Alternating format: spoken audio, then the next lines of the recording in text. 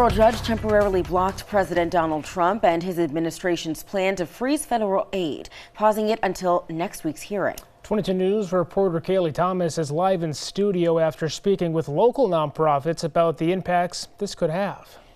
Just before the temporary block went into effect, this freeze caused panic among nonprofits, including right here in Springfield.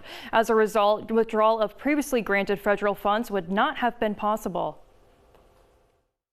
A memo from the U.S. Office of Management and Budget called for the spending freeze on federal grants and loans, potentially worth trillions of dollars. The order will give agencies time to review whether federal grants and loans are in compliance with recent executive actions taken by President Trump.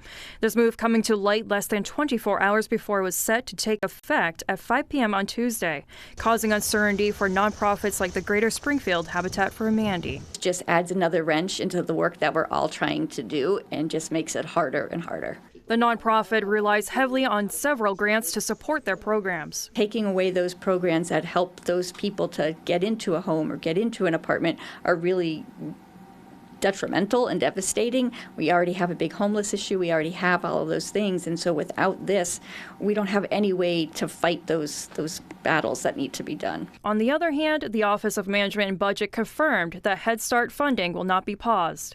Deeply relieved that the Federal Office of Management and Budget has clarified that Head Start funding will not be paused. However, when we woke up this morning to the news, it was a bit of a scramble to try to make sense of what that meant. Other funding for programs that are exempt from the pause and review process include Medicaid, Medicare, Social Security, student loans, and food stamps. The enforcement of the order is blocked until at least February 3rd to allow for further litigation. This action will allow time for the federal judge to hear arguments from nonprofits about why a temporary restraining order should be issued, which could block the freeze for another 2 weeks. Working for you, Kaylee Thomas, 22 News.